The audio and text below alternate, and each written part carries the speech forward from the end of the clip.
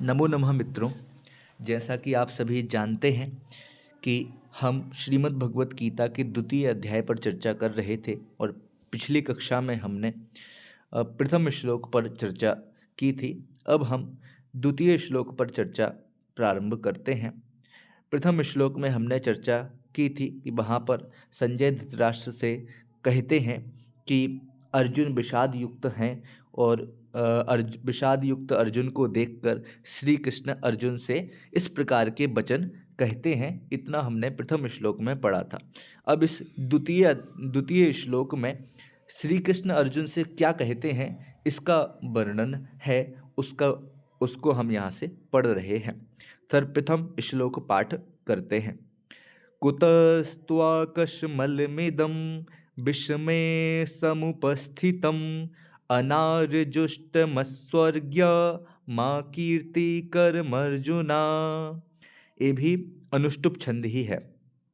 इसमें सर्वप्रथम लिखा है श्री कृष्ण उवाच। श्री कृष्ण उवाच का मतलब कहीं कहीं श्री भगवान उवाच भी लिखा होता है, अर्थात श्री भगवान का मतलब भी श्री कृष्ण ही है। अर्थात श्री कृष्ण अर्जुन से कहते हैं। श्री कृष्ण उवाच, उवाच शब्द जो है लिट लकार के प्रथम पुरुष का एक वचन है जो बच धातु से बनता है। तो उवाच मतलब कहा।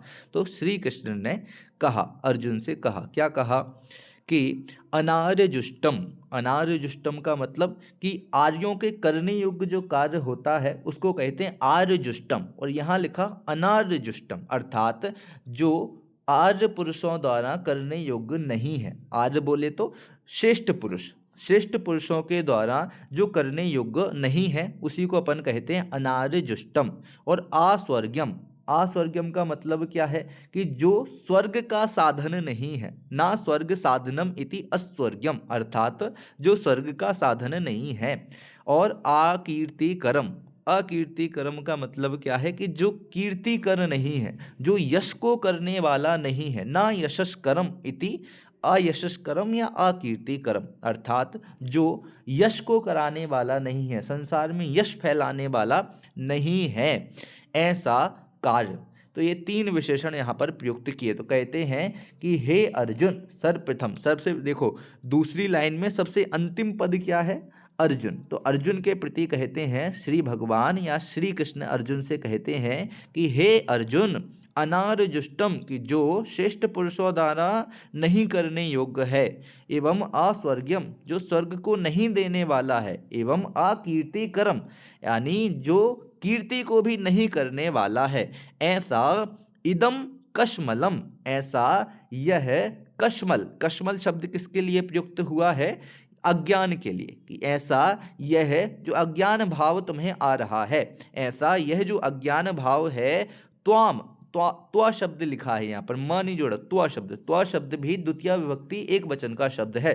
तो त्वा अर्थात तुमको, ऐसा यह अज्ञान तुझको विष में अर्थात इस विषम काल में, इस संकट काल में। देखो संकट काल तो है ही ना, क्योंकि युद्ध क्षेत्र में अर्जुन खड़ा हुआ है, थोड़ी देर में युद्ध प्रारंभ होने वाला है। तो इस संकट काल में ये अर्जुन खड़े हुए हैं और हथियार डालने का विचार उनको आ रहा है। तो उसी के लिए श्री कृष्ण कहते हैं कि यह तुम्हें जो कश्मलम, कश्मलम जो अज्ञान भाव है, यह जो तुम्हारा अज्ञान भाव है, तो त्वा अर्थात तुझको विष में अर्थात इस विषम काल में कुतः समुपस्थितम, कुतः समुपस्थितम अर्थात कहाँ से समुपस्थित हो गया। श्री कृष्ण अर्जुन से पूछते हैं कि यह जो अज्ञान भाव है यह तुमको कहाँ से उपस्थित हो गया।